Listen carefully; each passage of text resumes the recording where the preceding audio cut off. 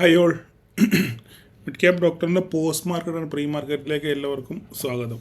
ഇന്ന് Sensex expiry ആയിരുന്നു, വളരെ വോളറ്റൈലായിരുന്നു. ഇന്നലത്തെ മാതിരി തന്നെ സെയിം എക്സ്പീരിയൻസ്. ആദ്യത്തെ 1 മണിക്കൂറിനകത്തോ 2 മണിക്കൂറിനകത്തോ ട്രേഡ് ചെയ്ത് വിജയിച്ചവർ ഓക്കെ, പ്രോഫിറ്റ് എടുത്തവർ ഓക്കെ. അതിനുശേഷം ഏകദേശം 12 മണിക്ക് ശേഷം 12:30-ക്ക് ശേഷം ട്രേഡ് ചെയ്ത ആർക്കും 5 കാശിൻ്റെ ബെനിഫിറ്റ് ഉണ്ടാക്കാൻ പറ്റിയിട്ടില്ല. ഞാൻ ഈ ക്യാപ്ഷനിൽ പറഞ്ഞ പോലെ തന്നെ വാലുകളുടെ മഹാസമ്മേളനമായിരുന്നു. വാലുകൾ മാത്രമേ ഉള്ളായിരുന്നു. താഴോട്ട് വരുന്നു, അതുപോലെ തന്നെ തിരിച്ചു കയറുന്നു, വീണ്ടും താഴോട്ട് വരുന്നു, മേലോട്ട് പോകുന്നു, തിരിച്ചു വരുന്നു. ഇങ്ങനെ ഈ സെൻസെക്സിനകത്തിൽ എക്സ്പയറിക്കകത്ത് പ്രീമിയം ഉരുക്കി തീർക്കാൻ വേണ്ടി മാക്സിമം അങ്ങോട്ടും ഇങ്ങോട്ടും ആടിക്കളി. പ്രത്യേകിച്ച് ഈ ജെയിൻ സ്ട്രീറ്റിൻ്റെ പ്രഭാവം ഈ പറയുന്നതൊക്കെ തന്നെ ഇവിടെ നമുക്ക് കാണാൻ പറ്റും. കാരണം സെബി ക്ലീൻ ചിറ്റ് കൊടുത്തു അവർക്ക്. ഓക്കെ, ക്ലീൻ ചീറ്റ് കൊടുത്തു കഴിഞ്ഞപ്പോഴത്തേക്കും അവർ പിന്നെ പഴയ പണി. ഇതൊക്കെ വളരെ ഈ കഴിഞ്ഞ സത്യം പറഞ്ഞ ഒരു കുറേ നാളുകൾ കൊണ്ടാണ് ഇത്രയും വോളറ്റൈലായിട്ട് കാണുന്നത്. സാധാരണ ഇതിലിങ്ങനെ ഉണ്ടാകാറുള്ളതല്ല, നമ്മൾ കണ്ടുവരുന്നില്ല. പക്ഷേ ഈ അടുത്തിടെയായിട്ടാണ് ഇത് ഇങ്ങനെ ഭയങ്കര വോളറ്റൈൽ. അങ്ങോട്ടും ഇങ്ങോട്ടും മാർക്കറ്റിനെ ഈ റീറ്റെയിലേഴ്സിനെ മാക്സിമം പിഴിഞ്ഞൂറ്റിയെടുക്കുക. നമ്മൾ ഈ തേങ്ങയൊക്കെ കൊപ്ര ആട്ടാൻ പോയി കഴിഞ്ഞാൽ മാക്സിമം ചക്കിനകത്തിട്ട് ആട്ടി പിഴിഞ്ഞ് ആ പിണ്ണാക്ക് കരിയുന്നിടം വരെ പിഴിഞ്ഞ് എണ്ണ എടുക്കുന്ന പോലെയാണ് ഇപ്പോൾ FIAസും DIAസും നമ്മളെ റീറ്റെയിലേഴ്സിനെ ഉരുക്കുന്നത്. അപ്പം അതിന് ഒരു ശമനം വരാനുള്ള സാധ്യത നമ്മൾ മുന്നിൽ കാണുന്നുണ്ട്. അത് ഞാൻ വഴിയെ പറയാം.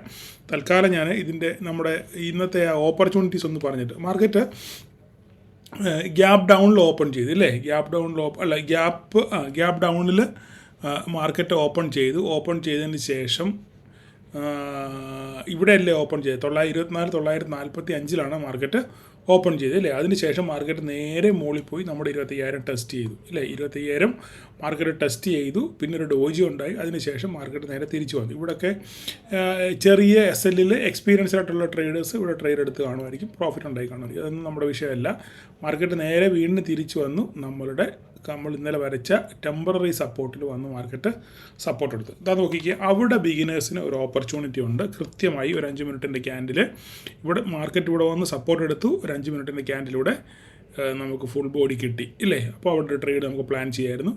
മാർക്കറ്റ് അവിടെ നിന്ന് ഒരു 50 പോയിൻറ്റിനടുത്ത് 958 ഏകദേശം ഒരു 40 പോയിൻറ്റിൻ്റെ മൂവ്മെൻറ്റ് നമുക്ക് ഇവിടെ നിന്ന് കിട്ടി. 10 പോയിൻറ്റ് 15 പോയിൻറ്റ് കിട്ടാനുള്ള സാഹചര്യം ഇവിടെ ഉണ്ടായിരുന്നു. വീണ്ടും അതേപോലെ തന്നെ വീണ്ടും ഇവിടെ നിന്ന് റീടെസ്റ്റ് ചെയ്തു ഒരു നല്ല റിജക്ഷൻ ക്യാൻഡിൽ കിട്ടി. ഇവിടെ റിജക്ഷൻ ക്യാൻഡിൽ ഗ്രീനിൽ ക്ലോസ് ചെയ്തതിന് ശേഷം അടുത്ത ക്യാൻഡിലും ഇതിനെ അനുകൂലിക്കുന്നൊരു ക്യാൻഡിലാണ് നെക്സ്റ്റ് വീണത്. അതിനുശേഷം അവിടുന്ന് മാർക്കറ്റ് മേലോട്ട് ഇവിടം വരെ ഉള്ളായിരുന്നു നമുക്ക് ട്രേഡ്. അതിനുശേഷം എക്സ്പയറിയുടെ തരികിട കളികളായിരുന്നു, വാലുകളുടെ മഹാസമ്മേളനമായിരുന്നു അല്ലേ? അപ്പോൾ ഇവിടെ ട്രേഡ് ചെയ്തവർക്കെല്ലാം നല്ല ഭീകരമായിട്ടുള്ള നഷ്ടങ്ങൾ ഉണ്ടായിട്ടുണ്ട് എന്നാണ് എൻ്റെ ഒരു ധാരണ. കാരണം പലരും 25,000 PE എടുത്തു വെച്ചവരുണ്ട്, 25,000 C എടുത്തു വെച്ചവരുണ്ട്. രണ്ട് കൂട്ടർക്കും 5 നയാ പൈസയുടെ ഗുണം ഉണ്ടായിട്ടില്ല എന്നാണ് എൻ്റെ വിശ്വാസം. ഓക്കെ, അപ്പം നിങ്ങൾ കമൻറ്റ് ചെയ്യുക എന്താ സംഭവിച്ചെന്നുള്ള കാര്യം. അപ്പോൾ ഞാൻ ഇന്നലെ ഇതുപോലെ തന്നെയായിരുന്നു. 12 വരെ ട്രേഡ് ചെയ്തവർക്ക് ഒരു പ്രോഫിറ്റ് ഉണ്ട്, അവർക്ക് അതുകൊണ്ട് വീട്ടിൽ പോകാൻ പറ്റി. ഇന്നും അതുപോലെ തന്നെ 12 വരെ ട്രേഡ് ചെയ്തവർക്ക് അതുകൊണ്ട് കാശും കൊണ്ട് വീട്ടിൽ പോകാൻ പറ്റി. ബാക്കിയുള്ളവരുടെ എല്ലാം അവസ്ഥ തദൈവമാണ്. ഓക്കെ, അപ്പോൾ ഇത്രയും കാര്യങ്ങളേ ഉള്ളൂ ഇന്നത്തെ മാർക്കറ്റിനെ പറ്റി പറയാൻ. ഇനി നമുക്ക് കാര്യത്തിലേക്ക് വരാം. നാളെ എന്താ സംഭവം? നാളെ നമ്മൾ നോക്കുകയാണെന്നുണ്ടെങ്കിൽ ഇച്ചിരി കാര്യം എനിക്ക് പറയാനുണ്ട്. നിങ്ങൾ ശ്രദ്ധിച്ച് കേൾക്കണം. ഓക്കെ, സമയമുള്ളവർ കേൾക്കുക, അല്ലാത്തവർ പോവുക, അത്രയേ ഉള്ളൂ. മാർക്കറ്റിനെ പറ്റി പഠിക്കേണ്ടവർ കേൾക്കുക. അപ്പോൾ ഞാൻ ഇന്നലെ പറഞ്ഞത് ഇൻഫിയുടെ കാര്യത്തെപ്പറ്റി ഞാൻ ഇന്നലെ നിങ്ങളോട് വളരെ ഡീറ്റെയിലായിട്ട് സംസാരിച്ചായിരുന്നു അല്ലേ? അപ്പോൾ ഇന്ന് ഇൻഫി 1,800 രൂപ ബൈബാക്കിൽ ഷെയറുകൾ തിരിച്ചു വാങ്ങിക്കുന്നു. അതായത് നിങ്ങളുടെ കയ്യിൽ ഷെയർ ഉണ്ടെന്നുണ്ടെങ്കിൽ 1,800 രൂപ വില തന്ന് നിങ്ങളുടെ കയ്യിലുള്ള ഷെയർ അവരങ്ങോട്ട് തിരിച്ച് വാങ്ങിക്കുന്നു. അപ്പോൾ അങ്ങനെയാണെന്നുണ്ടെങ്കിൽ നാളെ ഇൻഫി പറക്കാനുള്ള സാധ്യത വളരെ കൂടുതലാണ്. ആൾക്കാർ സ്റ്റോക്കുകൾ വാങ്ങിച്ചു കൂട്ടാൻ വേണ്ടി മാർക്കറ്റിൽ ഓടി നടക്കും. അങ്ങനെയാകുമ്പോൾ ഇതിൻ്റെ ഷെയർ പ്രൈസ് മേലോട്ട് കയറാനുള്ള സാധ്യതയുണ്ട്. നമ്മുടെ മെമ്പേഴ്സായിട്ട് ജോയിൻ ബട്ടൺ ക്ലിക്ക് ചെയ്ത് മെമ്പേഴ്സായിട്ടുള്ളവർക്കൊക്കെ ഒരു സന്തോഷത്തിൻ്റെ ദിവസമായിരിക്കും. ഓക്കെ, അതിൻ്റെ കാര്യം എന്താണെന്ന് നിങ്ങൾക്ക് അറിയാം. ഇവിടെ തൽക്കാലം ഞാൻ പബ്ലിക്കായിട്ട് പറയുന്നില്ല. അതിൻ്റെ കാര്യം എന്താണെന്ന് നിങ്ങളങ്ങ് ചിന്തിച്ചാൽ മതി. നമ്മുടെ ജോയിൻ ബട്ടൺ ക്ലിക്ക് ചെയ്ത് മെമ്പേഴ്സായിട്ടുള്ള നമ്മുടെ മിഡ് ക്യാപ് ഡോക്ടറിൻ്റെ മെമ്പേഴ്സായിട്ടുള്ള പ്രീമിയം മെമ്പേഴ്സായിട്ടുള്ളവർക്ക് എന്ന് പറഞ്ഞാൽ അത് പെയ്ഡ് ഗ്രൂപ്പൊന്നും അല്ല കേട്ടോ, നമ്മുടെ യൂട്യൂബിൻ്റെ തന്നെ അവർ തരുന്നൊരു ഫെസിലിറ്റിയാണ് മെമ്പേഴ്സ് ആകുക എന്നുള്ളത്. അപ്പോൾ അങ്ങനെയുള്ളവർക്ക് വേണ്ടി ഒരു കാര്യം ഞാനിവിടെ പറഞ്ഞിട്ടുണ്ടായിരുന്നു. അവർക്ക് സന്തോഷകരമായിട്ടുള്ള വാർത്തയാണ് ഈ ഇൻഫിയുടെ ഈ 1800 രൂപയുടെ ബൈബാക്ക്. ഓക്കെ, അപ്പം ഞാൻ പറഞ്ഞല്ലോ, അപ്പോൾ ഇപ്പം നിലവിൽ ഇൻഫി ഓടുന്നത് ഏകദേശം 1500 റേഞ്ച്, 1300 ഉള്ളായിരുന്നു 3-4 ദിവസം മുമ്പ്. ഇപ്പോൾ ഏകദേശം ഒരു 1000 ഈ ബൈബാക്കിൻ്റെ പ്രഖ്യാപനം വരുന്നതിന് വേറെ എമൗണ്ട് പറയുന്നതിന് മുന്നേ ബൈബാക്ക് ഇങ്ങനെ ചെയ്യുന്ന ഒരു ആലോചന ഉണ്ടായിരുന്നു. അന്നത്തെ ദിവസം തന്നെ 5% ഇത് കയറി. അതിന് മുന്നേ ഒരു 1300 റേഞ്ചിലാണ് ഇത് കിടന്നിരുന്നത്. ഓക്കെ, അപ്പം ഞാൻ പറഞ്ഞു അപ്പോൾ ഇന്നലത്തെ പറ്റി ഇൻഫിയെ പറ്റി ഞാൻ വിശദമായിട്ട് സംസാരിച്ചായിരുന്നു. അപ്പോൾ 1800 രൂപ വെച്ച് തിരിച്ചു വാങ്ങിക്കുന്നു. അപ്പോൾ ഈ 1800 രൂപ വെച്ച് തിരിച്ച് മേടിക്കുമ്പോൾ നിങ്ങളൊന്ന് ആലോചിച്ച് നോക്കിക്കോണം, 1300 അല്ലെ 1400 രൂപയിൽ ഓടുന്ന ഷെയർ 400 രൂപ അധികം കൊടുത്ത് എന്തുകൊണ്ടാണ് ഈ കമ്പനി ഈ ഷെയർ തിരിച്ചു വാങ്ങിക്കുന്നത്? നിങ്ങൾ ചിന്തിച്ചിട്ടുണ്ടോ? എന്തുകൊണ്ടാണ് ഈ കാരണം? ഇതിൻ്റെ പ്രൊമോട്ടർക്ക് അല്ലെങ്കിൽ ഇതിൻ്റെ ഓണർക്ക് ഈ കമ്പനിയെപ്പറ്റി 100% വിശ്വാസമുണ്ട്. ഈ കമ്പനി പെർഫോം ചെയ്യും, ഇതിന് മുമ്പോട്ട് പോകാനുള്ള പൊട്ടൻഷ്യൽ വളരെ കൂടുതലാണ്. ഭാവിയിൽ 1800 രൂപ കൊടുത്ത് ഞാൻ ഈ ഷെയർ വാങ്ങിച്ചാലും എനിക്ക് ഭാവിയിൽ ഇതിന് നല്ലൊരു പ്രയോജനം ചെയ്യും, റിട്ടേൺ നൽകും എന്നുള്ളൊരു ഉത്തമ വിശ്വാസത്തിൻ്റെ പുറത്താണ് ഈ കമ്പനിയുടെ പ്രൊമോട്ടേഴ്സ് എന്ത് ചെയ്യുന്നത്? ഈ ഷെയറുകളെല്ലാം തിരിച്ചു വാങ്ങിക്കുന്നത്. ഏകദേശം 18,000 കോടി രൂപയ്ക്ക് 18,000 കോടി രൂപയുടെ ഷെയറുകളാണ് അവർ തിരിച്ച് വാങ്ങിക്കുന്നത്. ഓക്കെ, 18,000 കോടി രൂപയുടെ തത്തുല്യമായ തുകയ്ക്കുള്ള ഷെയറുകളായിരിക്കും 1800 രൂപ വില വെച്ച് അവർ വാങ്ങിക്കുന്നത്. അപ്പോൾ അങ്ങനെയാണെന്നുണ്ടെങ്കിൽ നാളെ മാർക്കറ്റ് പറക്കാനുള്ള സാധ്യതയുണ്ട്. അപ്പോൾ ഇതിൻ്റെ കൂട്ടത്തിൽ തന്നെ ഒരു കാര്യം കൂടെ പറയാനുള്ളത്, ഇതിൻ്റെ ചുവട് പിടിച്ച് TCSും ബൈബാക്ക് പ്രഖ്യാപിക്കാനുള്ള സാധ്യത കൂടുതലാണ് എന്നൊരു ന്യൂസ് ഞാൻ കണ്ടു. അങ്ങനെ TCSും ബൈബാക്ക് പ്രഖ്യാപിക്കുകയും അത് ഇന്നാൾ ഈയിടെ ഒരു 2 കൊല്ലത്തിന് മുന്നേ ഇതുപോലെ TCS ബൈബാക്ക് ചെയ്തായിരുന്നു, 2-3 കൊല്ലത്തിന് മുന്നേ. അപ്പോൾ വീണ്ടും അവരും ഇതുപോലെ ബൈബാക്ക് ചെയ്യുകയാണെന്നുണ്ടെങ്കിൽ IT സെക്ടർ പറക്കാനുള്ള സാധ്യത വളരെ കൂടുതലാണ്. അപ്പോൾ ITBs ഒക്കെ വാങ്ങിച്ച് വെച്ച് ധാരാളം ആൾക്കാരുണ്ട്, അവർക്കൊക്കെ ലോട്ടറി ആകാനുള്ള സാധ്യതയുണ്ട്. നാളെ തന്നെ ITBs ഒക്കെ നാളെ പറക്കും. ഈ ഇൻഫി ഇങ്ങനെ ഇതുള്ളതുകൊണ്ട് നാളെ ഇൻഫി എന്തായാലും 5% നാളെ ഗ്യാപ്പപ്പിൽ 5% ഞാൻ ഇതിനകത്തിൽ നമ്മുടെ ADR ഞാൻ നോക്കിയില്ല. ഒരു മിനിറ്റ് നമുക്കൊന്ന് ADR നോക്കാം എന്താ സംഭവിച്ചതെന്ന്. ADRൽ എന്താണ് ഇൻഫിയുടെ അവസ്ഥയെ നമുക്കൊന്ന് ജസ്റ്റ് ഒന്ന് നോക്കാം. അയ്യോ അത് പോയോ? ADR നമുക്കൊന്ന് നോക്കാം എന്താ സംഭവിച്ചതെന്ന് നോക്കട്ടെ. അവിടെ ഇൻഫി ADRൽ പ്രത്യേകിച്ച് മാർക്കറ്റ് ക്ലോസ് ചെയ്തില്ലേ? ഇൻഫി ADRൽ 50.53% ഇവിടെ കാണുന്നുള്ളൂ. എന്താ സംഭവിച്ചാൽ അറിയത്തില്ല. നാളെ നമുക്ക് നോക്കാം എന്തായാലും ADRൽ എന്താ സംഭവിക്കുക എന്നുള്ള കാര്യം നാളെ നമുക്ക് നോക്കാം. ഇവിടെ പ്രത്യേകിച്ചൊന്നും കാണുന്നില്ല. എനിവേ എന്തായാലും നാളെ ഒരു അപ്സൈഡ് പോകാനുള്ള പൊട്ടൻഷ്യൽ എന്തായാലും ഉണ്ട്. ഓക്കെ, അപ്പം ആ ഇൻഫിയുടെ കാര്യം കഴിഞ്ഞു, TCSൻ്റെ കാര്യം കഴിഞ്ഞു. ഓക്കെ, അപ്പം അതിനുശേഷം നമുക്കിനി മാർക്കറ്റിൽ പറയാനുള്ളൊരു കാര്യം, ഇന്ന് ഒരു സെബിയുടെ ഒരു ന്യൂസ്, ഇങ്ങനെ ഒരു റൂമർ ന്യൂസ് വന്നായിരുന്നു. എന്താണ്? വീക്കിലി എക്സ്പയറി സെബി നിർത്താൻ പോകുന്നു. ഓക്കെ, നിർത്താൻ പോകുന്നു എന്നൊരു വാർത്ത ഇന്ന് കണ്ടു. ഓക്കെ, അതായത് എല്ലാ എക്സ്പയറിയും ഒരേ ദിവസം തന്നെ, എക്സ്പയറികളെല്ലാം ഒരേ ദിവസം തന്നെ നടത്തണമെന്നും മന്ത്ലി ഒരു എക്സ്പയറി മാത്രം മതി എന്നും ആണ് സെബി തീരുമാനിച്ചിരിക്കുന്ന ഒരു ന്യൂസ് ഇങ്ങനെ പറക്കുന്നുണ്ട്. സത്യമാണോ കള്ളമാണോ എന്നറിയത്തില്ല. എനിവേ അങ്ങനെ ഈ ന്യൂസ് വന്നതിന് പുറത്താണ് BSE ഒക്കെ നല്ല രീതിയിൽ പൊട്ടി ഇന്ന്. അപ്പം ഇങ്ങനെ ഈ ഒരു ന്യൂസ് സത്യമാണെന്നുണ്ടെങ്കിൽ മാർക്കറ്റിൽ എന്താ സംഭവിക്കുന്നത്? മാർക്കറ്റിൽ സംഭവിക്കാൻ പോകുന്നത്, നമുക്ക് പലർക്കും ചിന്തയുണ്ട്, ഇത് മന്ത്ലി എക്സ്പയറി കഴിഞ്ഞ് കഴിഞ്ഞാൽ നമ്മൾ എന്തോ ചെയ്യും, വീക്ക് എക്സ്പയറി ഇല്ലല്ലോ, ഇനി എങ്ങനെ ട്രേഡ് ചെയ്യാൻ പറ്റുമെന്നൊക്കെ ചിന്ത നിൽക്കുന്നുണ്ട്. എന്നെ സംബന്ധിച്ച് എൻ്റെ ഒരു വ്യൂ പ്രകാരം റീറ്റെയിലേഴ്സിന് ഇത് മന്ത്ലി എക്സ്പയറി ആക്കുകയാണെന്നുണ്ടെങ്കിൽ റീറ്റെയിലേഴ്സിന് ഏറ്റവും വലിയ ഗുണമായിരിക്കും. ഓക്കെ, റീറ്റെയിലേഴ്സിന് ഏറ്റവും വലിയ ഗുണമായിരിക്കും ഈ പറയുന്ന മന്ത്ലി എക്സ്പയറി ആക്കിയാൽ. കാരണം നിങ്ങൾ ചിന്തിച്ച് നോക്കിയാൽ മനസ്സിലാവും, നിങ്ങളുടെ പൈസ മുഴുവൻ എങ്ങനെയാണ് പോകുന്നത്? ഉരുകിയാണ് പോകുന്നത്, ഇല്ലേ? ഉരുകിത്തീരുന്നതാണ് നിങ്ങളുടെ പൈസ. അപ്പോൾ നമ്മൾ ഓരോ വീക്കിലിയും എക്സ്പയറി ഉണ്ട്. ഓരോ വീക്കിലി നമ്മൾ നിഫ്റ്റിയുടെ ഓരോ സാധനം നമ്മൾ ഓപ്ഷൻ മേടിക്കുന്നു, അത് കുറേ നേരം ഹോൾഡ് ചെയ്യുന്നു, ചിലപ്പോൾ ഉരുകി അവസാന നിമിഷം മേലോട്ട് പോയാലും നമ്മൾ ചിലവാക്കിയ കാശ് പോലും കിട്ടാത്തൊരവസ്ഥ നമുക്കുണ്ട്, ഇല്ലേ? അപ്പം ഇതിനൊരു അറുതി വരും. നമുക്ക് മന്ത്ലി എക്സ്പയറി ആകുമ്പോൾ അതിന് ഗുണം എന്ന് പറഞ്ഞു കഴിഞ്ഞാൽ അതിന് DKക്ക് കുറച്ച് സമാധാനമുണ്ട്. ഇല്ലേ? അവസാന ആഴ്ച ഒരു 15-20 ദിവസം കഴിയുമ്പോഴേ ഉള്ളൂ സിവിയർ ആയിട്ടുള്ള DK സ്റ്റാർട്ട് ചെയ്യത്തുള്ളൂ. അതുവരെ പ്രീമിയം വലിയ DK സംഭവിക്കാനുള്ള സാധ്യത വളരെ കുറവാണ് മന്ത്ലി എക്സ്പയറിയിൽ. അപ്പോൾ അങ്ങനെയാകുമ്പോൾ ഒരു പക്ഷേ അപ്പോൾ അവിടെ ഒരു പ്രശ്നം വെച്ച് കഴിഞ്ഞാൽ നമുക്ക് പ്രീമിയത്തിന് ഇച്ചിരി പൈസ കൂടുതൽ 10,000 രൂപ മുടക്കി ട്രേഡ് ചെയ്യുന്ന ഒരാളാണെന്നുണ്ടെങ്കിൽ ഒരു 20,000 രൂപ മുടക്കേണ്ടി വരും. ഞാൻ ഇതിനെപ്പറ്റി ഒരു പ്രത്യേക ഒരു വീഡിയോ ചെയ്യുന്നുണ്ട്. എങ്ങനെ മന്ത്ലി ഇതിങ്ങനെ വരുവാണെന്നുണ്ടെങ്കിൽ മന്ത്ലി ഓപ്ഷൻസ് വരുവാണെന്നുണ്ടെങ്കിൽ എങ്ങനെ സ്ട്രൈക്ക് ചൂസ് ചെയ്യണം, മന്ത്ലി ഓപ്ഷൻസിൽ നമ്മൾ എങ്ങനെ ട്രേഡ് ചെയ്യണമെന്നതിനെ പറ്റി ഒരു പ്രത്യേക വീഡിയോ ഞാൻ ചെയ്യുന്നത്. അതിൻ്റെ കൺഫർമേഷൻ വന്നതിന് ശേഷം ഞാൻ ആ വീഡിയോ ചെയ്യുന്നതായിരിക്കും. ഓക്കെ, അപ്പോൾ നിങ്ങൾക്ക് റീറ്റെയിലേഴ്സിന് 10,000 രൂപ വെച്ച് ട്രേഡ് ചെയ്യുന്ന ഒരാൾക്ക് 20,000 രൂപ വേണ്ടി വരും. ഇത് മാത്രമേ ഉള്ളൂ വ്യത്യാസം, വേറെ പ്രത്യേകിച്ച് വ്യത്യാസമൊന്നുമില്ല. നിങ്ങൾക്ക് ഇതുകൊണ്ട് ലാഭം റീറ്റെയിലേഴ്സിന് ഇങ്ങനൊരു മന്ത്ലി എക്സ്പയറി ആക്കി കഴിഞ്ഞു കഴിഞ്ഞാൽ നിങ്ങൾക്ക് ലാഭം മാത്രമേ ഉണ്ടാവൂ, നഷ്ടം ഉണ്ടാകാനുള്ള സാധ്യത വളരെ കുറവാണ്. കാരണം നിങ്ങളുടെ ഉരുകൽ കുറച്ച് നിൽക്കും. ഓക്കെ, മറ്റേ മന്ത്ലി വീക്കിലി ഉരുകി തീരുമല്ലേ, ഇത് ഉരുകി തീരാനുള്ള സാധ്യത വളരെ കുറവായിരിക്കും. പക്ഷേ അങ്ങനെ ആകുമ്പം മാർക്കറ്റിൽ വോളിയം കുറവായിരിക്കും. പക്ഷേ ആദ്യത്തെ ആ ഒരു ഇത് മാത്രമേ കാണത്തുള്ളൂ. പിന്നെ അതിന് ശേഷം ഇതൊക്കെ ഇങ്ങനെ നോർമലായിട്ട് തീരും. ഇങ്ങനെയൊക്കെ തന്നെയായിരുന്നു മിഡ് ക്യാപ്പിനകത്തിൽ സംഭവിച്ചത്. അപ്പം നിങ്ങളുടെ ഒരു അറിവിന് വേണ്ടി ഞാൻ പറഞ്ഞെന്ന് മാത്രമേ ഉള്ളൂ. ഇത് മനസ്സിൽ വെക്കുക. അതുകൊണ്ട് നിങ്ങൾ ആരും ടെൻഷൻ അടിക്കേണ്ട കാര്യമില്ല. മന്ത്ലി എക്സ്പയറി വരുവാണെന്നുണ്ടെങ്കിൽ നമ്മൾക്കത് ഗുണമായിട്ട് മാത്രമേ വരത്തുള്ളൂ. ഓക്കെ, അപ്പോൾ ആ കഥയും കഴിഞ്ഞു. ഇനി അടുത്തൊരു ഡൗട്ടാണ് എല്ലാവർക്കും, ഈ മിഡിൽ ഈസ്റ്റിലെ ഈ ടെൻഷൻസ്. ഇസ്രായേൽ ഖത്തറിനെ അടിച്ചു എന്ന ഒരു ശ്രുതി വന്നു. അടിച്ചു സത്യമാണ്. അപ്പോൾ അതിനവർ തിരിച്ചടിക്കും എന്ന് പറയുന്നു. തിരിച്ചടിക്കുമെന്ന് പറഞ്ഞ് റൂമർ കറക്കുന്നു. അതുപോലെ തന്നെ ഗൾഫ് രാജ്യങ്ങളെല്ലാവരും കൂടെ ചേർന്നിട്ട് ഇസ്രായേലിനെ അടിക്കുമെന്നൊക്കെ പറയും. ഇതൊക്കെ വെറും തള്ളു മാത്രമേ ഉള്ളൂ. പ്രത്യേകിച്ച് നമ്മുടെ മലയാള മാമ പത്രങ്ങളുടെ വെറും തള്ളു മാത്രമേ ഉള്ളൂ. ഇതൊന്നും നടക്കാൻ പോകുന്ന കാര്യമേ ഇല്ല. ഇത് സ്വപ്നത്തിൽ പോലും നടക്കത്തില്ല. ഖത്തർ ഇസ്രായേലിനെ അടിക്കുമെന്ന് നിങ്ങൾ വിചാരിക്കുന്നുണ്ടോ? ഒരിക്കലും നടക്കുന്ന കാര്യമല്ല. ഒരിക്കലും നടക്കാതെ ഈ ഗൾഫ് രാജ്യങ്ങളെല്ലാം കൂടി വിചാരിച്ചു കഴിഞ്ഞാലും ഇവരെ അടിക്കാൻ പറ്റത്തില്ല. അത് നടക്കുന്ന കാര്യമല്ല. അതിന് വേറെ പല കാരണങ്ങളുണ്ട്. അപ്പോൾ അതൊന്നും ഒരിക്കലും നടക്കുന്ന കാര്യമല്ല. ഇതിങ്ങനെ അങ്ങോട്ടും ഇങ്ങോട്ടും ചുമ്മാ നാക്കുകൊണ്ട് തള്ളാമെന്നുള്ളതല്ലാതെ ഇതൊന്നും പ്രാക്ടിക്കലായിട്ടുള്ള കാര്യമല്ല. അതുകൊണ്ടാണ് ഇങ്ങനൊരു സംഭവം ഉണ്ടായിട്ട് പോലും നമ്മുടെ മാർക്കറ്റിൽ അതിൻ്റെ ഒരു ലെവൽ ഏഞ്ചന പോലും നമുക്ക് എന്ത് ചെയ്യില്ല, ഒന്നും സംഭവിച്ചില്ല. അതിനെപ്പറ്റി മാർക്കറ്റ് മൈൻഡേ ചെയ്തില്ല, ഇല്ലേ? കാരണം അത് നമുക്കൊരു അതൊരു ഇവൻ്റേ അല്ല മാർക്കറ്റിൽ. മാർക്കറ്റ് അതിനെ ഇഗ്നോർ ചെയ്യുമായിരുന്നു. അപ്പം അതുകൊണ്ട് നിങ്ങൾ ആ കാര്യം ഓർത്ത് നിങ്ങൾ ടെൻഷൻ അടിക്കേണ്ട കാര്യമില്ല. അപ്പം ഈ ആ കാര്യം കഴിഞ്ഞു. ഇനി അടുത്തൊരു കാര്യം, പല കാരണങ്ങളുണ്ട്. അപ്പം അടുത്തൊരു കാരണം വെച്ചാൽ ഇന്നിപ്പം US മാർക്കറ്റ് പറക്കാണ്, ഇല്ലേ? ഏകദേശം 600 പോയിൻ്റ് US മാർക്കറ്റ് ഇന്ന് പറന്നു, ഇല്ലേ? എന്താണ് ഈ പറന്നതിൻ്റെ കാരണം എന്ന് പറഞ്ഞു കഴിഞ്ഞാൽ, ഈ 600 പോയിൻ്റ് പറന്നതിൻ്റെ കാരണം ഇന്ന് അവരുടെ കുറേ ഇൻഫ്ലേഷൻ ഡേറ്റ വന്നായിരുന്നു.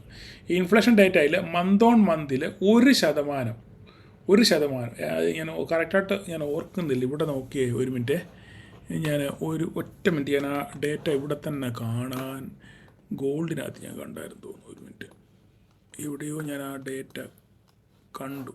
ഒരു മിനിറ്റ്, ഇല്ലെങ്കിൽ ഒരു സെക്കൻഡ്. ഡൗ ജോൺസിനകത്തിലുണ്ടോ? അത് ന്യൂസ് പോയെന്ന് തോന്നുന്നത്. ഗോൾഡിനകത്ത് ഞാൻ ആ ന്യൂസ് കണ്ടായിരുന്നു. ഇല്ല, ഓക്കെ. അപ്പം 2.7 എന്നുള്ളത് 2.8 ആയി. ഞാൻ ജസ്റ്റ് ഒന്ന് നോക്കിക്കോട്ടെ, ഒരു സെക്കൻഡ്. നിങ്ങളെ കൂടെ കാണിച്ച് തന്നിട്ട് പറയാം. നിങ്ങൾ ക്ഷമിക്കണം സമയം പോകുന്നതിന്. അത് പോയെന്ന് തോന്നുന്നു. അവിടെ ഉണ്ട് ഇൻഫ്ലേഷൻ ഡേറ്റ. അതാ ഇവിടെ ഉണ്ട് 2.9 CPI മന്ത് ഓൺ മന്തിൽ നോക്കുമ്പം എക്സ്പെക്റ്റേഷൻ 0.3 ആയിരുന്നു, അത് 0.4 ആയി. അതല്ലല്ലോ ഞാൻ കണ്ടത്. ഇത്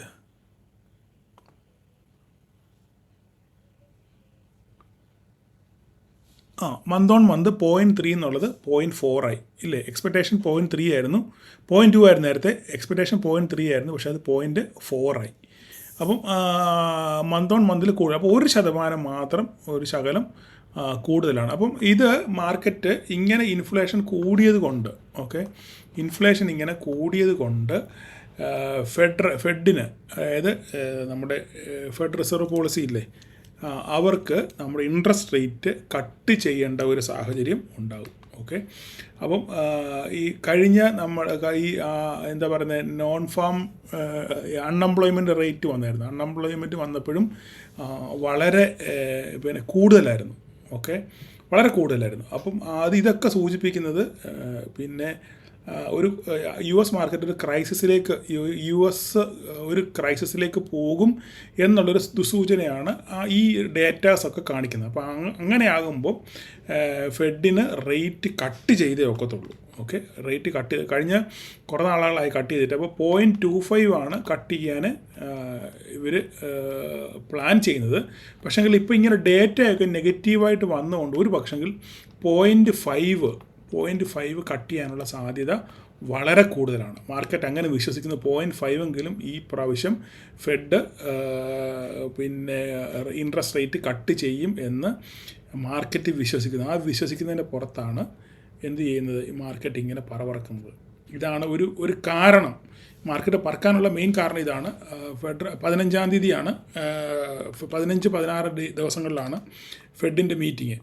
ഓക്കെ, അപ്പോൾ ആ ദിവസങ്ങളിൽ മീറ്റിങ്ങിൽ 0.5 റേറ്റ് കട്ട് ഉണ്ടാകും എന്നാണ് വിശ്വസിക്കുന്നത്. അങ്ങനെയാണ്, ആ ഒരു ബലത്തിലാണ് മാർക്കറ്റ് ഇപ്പോൾ പറക്കുന്നത്. ഓക്കെ, അപ്പം ഇനി വരുന്ന ദിവസങ്ങളിൽ നമുക്ക് കണ്ടറിയാം ഇത് കട്ട് ചെയ്യുമോ, 0.25 ആണ് കട്ട് ചെയ്യുന്നത്, 0.5 ആണ് കട്ട് ചെയ്യുന്നുള്ളത് നമുക്ക് വരും ദിവസങ്ങളിൽ കണ്ടറിയാം. അതാണ് ഇപ്പോൾ ഈ US മാർക്കറ്റ് പറക്കുന്നതിൻ്റെ ഒരു പ്രധാനപ്പെട്ട കാരണം ഈ പറയുന്ന സംഗതിയാണ്. ഓക്കെ, അപ്പോൾ ഇത്രയും കാര്യങ്ങളാണ് ഇന്നത്തെ മാർക്കറ്റിനെ പറ്റി എനിക്ക് പറയാനുള്ളത്. നിങ്ങളത് ഒന്ന് മനസ്സിൽ വെച്ചേക്കുക, ഇങ്ങനെയുള്ള കാര്യങ്ങളൊക്കെ. അപ്പോൾ നാളെ ഇപ്പോഴത്തെ ഗിഫ്റ്റ് നിഫ്റ്റിയുടെ കണക്കനുസരിച്ച് മാർക്കറ്റ് നാളെ ഒരു ഗ്യാപ്പ് അപ്പിനുള്ള സാധ്യതയാണ് നിലവിൽ കാണുന്നത്. ഗിഫ്റ്റ് നിഫ്റ്റി ഇപ്പം 25,187 ഗിഫ്റ്റ് നിഫ്റ്റി ഓടുന്നത്. ഓക്കെ, അപ്പം ഏകദേശം ഒരു 30-40 പോയിൻറ്റിൻ്റെ ഗ്യാപ്പ് അപ്പാണ് ഇപ്പം നിലവിൽ കാണുന്നത്. രാവിലെ എന്ത് സംഭവിക്കും എന്നുള്ള കാര്യം നമുക്ക് അറിയത്തില്ല. രാവിലെ മാർക്കറ്റ് ഓപ്പൺ ചെയ്തതിന് ശേഷം മാത്രമേ അറിയത്തുള്ളൂ. അപ്പോൾ നാളെ ഇനി എന്താ നമ്മൾ ചെയ്യേണ്ടേ? നാളെ ചെയ്യേണ്ട കാര്യം എന്ന് പറഞ്ഞു കഴിഞ്ഞാൽ 25,000-ൻ്റെ മുകളിലാണ് 25,000-ൻ്റെ മുകളിലാണ് മാർക്കറ്റ് ഓപ്പൺ ചെയ്യുന്നതെങ്കിൽ 25,000-ലാണ് മാർക്കറ്റ് ഇപ്പോൾ ക്ലോസ് ചെയ്തേക്കുന്നത്. ഓക്കെ, 25,000 ഈ റേഞ്ചിനകത്താണ് മാർക്കറ്റ് ഓപ്പൺ ചെയ്യുന്നതെങ്കിൽ ഇത് ബ്രേക്ക് ചെയ്യാൻ വേണ്ടി നോക്കിയിരിക്കുക. ഓക്കെ, ബ്രേക്ക് ചെയ്യാൻ നോക്കിയിരിക്കുക. അല്ല, 25,050-ൻ്റെ മുകളിലാണെന്നുണ്ടെങ്കിൽ ഈ പറയുന്ന മഞ്ഞ ലൈൻ ഒരു ട്രെൻഡ് ലൈൻ ആണെന്നുള്ള കാര്യം നിങ്ങൾ മറന്നു പോകുക. 25,076 ട്രെൻഡ് ലൈൻ അല്ലേ? ആണോ? ഒരു മിനിറ്റ് നോക്കിക്കോട്ടെ. അല്ല, ആ ട്രെൻഡ് ലൈൻ അല്ല, സോറി, മഞ്ഞ കണ്ടോണ്ട് ഞാൻ ട്രെൻഡ് ലൈൻ ആണെന്ന് നോക്കിയത്. അപ്പോൾ 25,050-ന് മുകളിലാണെന്നുണ്ടെങ്കിൽ ഈ ഒരു ലൈൻ ഇവിടെ, ഇത് എന്തിനായി വരച്ചിട്ടേക്കുന്നത് ഞാൻ ഒരു മിനിറ്റ് നോക്കിക്കോട്ടെ കേട്ടോ. ഈ ലൈൻ ഇവിടെ ഒരിടത്താവളം വരച്ചിട്ടേക്കുന്നതാണ്. ഓക്കെ, ഇടത്താവളം വരച്ചിട്ടേക്കുന്നതാണ്. അപ്പം നിങ്ങൾ ചെയ്യേണ്ടതെന്ന് പറഞ്ഞു കഴിഞ്ഞാൽ 25,050-ന് മുകളിലാണ് മാർക്കറ്റ് ഓപ്പൺ ചെയ്യുന്നതെങ്കിൽ 25,076 ക്രോസ് ചെയ്യുന്നുണ്ടെന്ന് നോക്കുക. അതിൻ്റെ മുകളിൽ സസ്റ്റെയിൻ ചെയ്യുകയാണെന്നുണ്ടെങ്കിൽ 25,115 കടന്നു കഴിഞ്ഞാൽ ഒരു പക്ഷെങ്കിൽ മാർക്കറ്റ് വീണ്ടും ഷോർട്ട് കവറിങ് റാലി നടന്ന് അപ്പ് സൈഡിലോട്ട് പോകാനുള്ള സാധ്യത വളരെ കൂടുതലാണ്. അതിൻ്റെ കൺഫർമേഷൻ 25,146. 25,146 കടന്നു കഴിഞ്ഞ് കഴിഞ്ഞാൽ നല്ല രീതിയിൽ ഷോർട്ട് കവറിങ് ഉണ്ടാകാനുള്ള സാധ്യത വളരെ കൂടുതലാണ്. അല്ല, ഫ്ലാറ്റ് ഓപ്പണിംഗ് ആണെങ്കിൽ തന്നെ ഫ്ലാറ്റ് ഓപ്പൺ ചെയ്ത് മാർക്കറ്റ് പതുക്കെ മുകളിലോട്ട് പോകുകയാണെന്നുണ്ടെങ്കിൽ 25,115 കടക്കുമ്പോൾ ഷോർട്ട് കവറിങ് റാലി കൺഫേം ചെയ്യാൻ പറ്റും. അഥവാ ഗ്യാപ്പ് അപ്പിൽ ഓപ്പൺ ചെയ്തിട്ടാണെന്നുണ്ടെങ്കിൽ കൺഫേം ചെയ്യണമെങ്കിൽ 25,146 കടക്കണം. ഇതാണ് നാളത്തെ നിലവിലത്തെ അവസ്ഥ. താഴോട്ട് വരുവാണെന്നുണ്ടെങ്കിൽ ഈ പറയുന്ന ലെവലുകളിലൂടെ കടപ്പുണ്ട്. ഞാൻ പ്രത്യേകിച്ച് പറയേണ്ട കാര്യമില്ല. കാരണം ഇപ്പോഴത്തെ അവസ്ഥ വെച്ച് മാർക്കറ്റ് മുകളിലോട്ട് പോകാനാണ് സാധ്യത.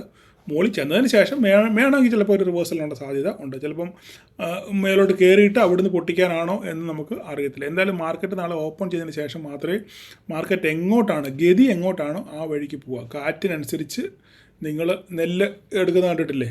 അപ്പോൾ കാറ്റിന് ഗതി അനുസരിച്ച് നിങ്ങൾ ചെയ്യുക.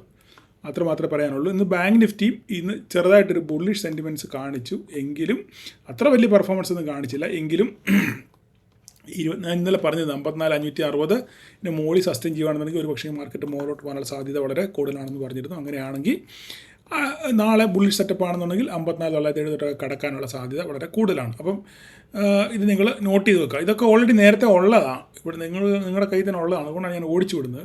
ഇപ്പോൾ മിഡ് ക്യാപ്പിൽ ഇന്നലെ ഞാൻ പെട്ടെന്ന് ഓടിച്ചു വിട്ടപ്പം പരാതികൾ വന്നു. അപ്പോൾ ഞാൻ വളരെ ശാന്തമായിട്ട് പറയാം, മിഡ് ക്യാപ്പ് വലുതായിട്ടൊന്ന് പെർഫോം ചെയ്തില്ല. ഇന്ന് നെഗറ്റീവിലാണ് ക്ലോസ് ചെയ്തത്. എന്താ കാര്യം എന്ന് പറഞ്ഞാൽ BSE ആണ് പ്രശ്നം. എന്താ പ്രശ്നം?